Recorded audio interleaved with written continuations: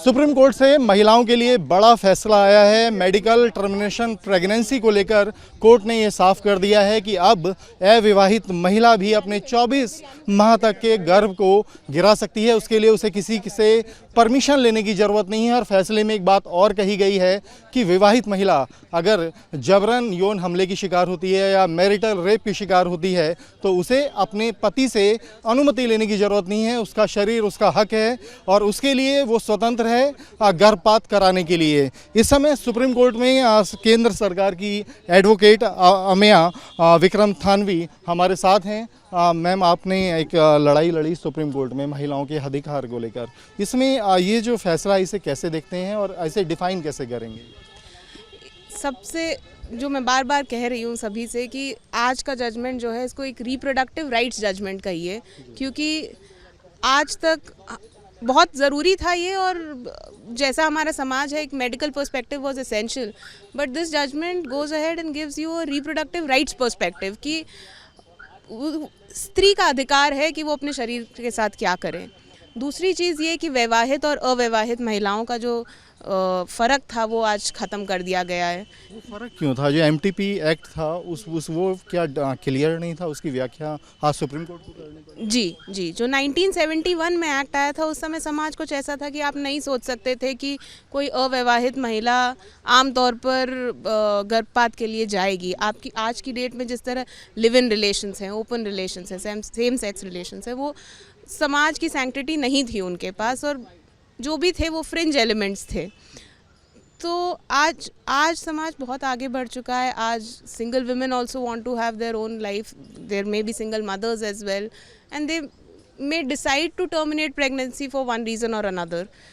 तो ये एक अमेंडमेंट के लॉ की जो वर्डिंग थी उसमें भी दिक्कत थी कि 1971 का जो एक्ट था वो रिकॉग्नाइज ही मोस्टली मैरिड वुमेन को करता था, मगर जो 2021 में संशोधन आया है उसमें कहा गया है कि all women, which is a recognition जो आज कोर्ट ने दिया है कि ये एक्ट जो है सिर्फ कुछ महिलाओं नहीं बल्कि सब महिलाओं को लागू होता है। और साफ करके बताया है, क्लियरिटी दी है कि अविवाहित महिला भी बिना किसी इजाज़त के फैसला लेने के लिए स्वतंत्र है। बिल्कुल। इस फैसले की और कुछ मायने जो इम्पोर्टेंट पॉइंट्स हैं जो आप हमारे दर्शकों के लिए बताना चाहें, जैसे विवाहित महिला के लिए भी कहा गया है और नाबालिग के लिए भी कुछ उस तरह के ऑर्डर में जी, सबसे पहले नाबालिग की बात करते हैं तो आप पॉक्सो एक्ट जो है हमारा, उसमें ये है कि अगर कोई नाबालिग एक रिलेशनशिप एस्टैब्लिश करते हैं किसी दूसरे इंसान के साथ, किसी नाबालिग के साथ आप रिलेशनशिप एस्टैब्लिश करते हैं तो a complaint has compulsory to be made under POCSO act. Now the thing is, आज की डेट में टीनेजर्स बहुत एक्सपेरिमेंट करते हैं। देयर आर टीनेजर्स जो कंसेंशुअल रिलेशनशिप में होते हैं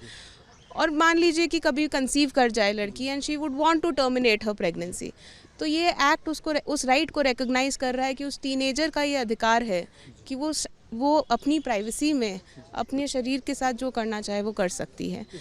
उस पर कोई रोक नहीं है, उस पर कोई टोक नहीं है। दूसरी चीज़ आपने कही वैवाहित महिला।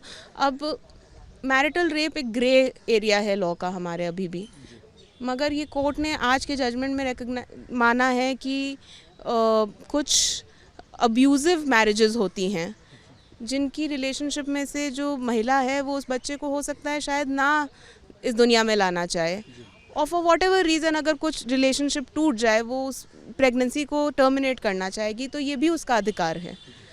क्योंकि एक्ट में जो था दिक्कत ये थी कि सिर्फ विडो और डिवोर्स एक्सप्रेसली लिखा हुआ था, मगर वो सिर्फ एक, और कोर्ट ने माना है कि सिर्फ उदाहरण के तौर पर विडो और डिवोर्स लिखा था।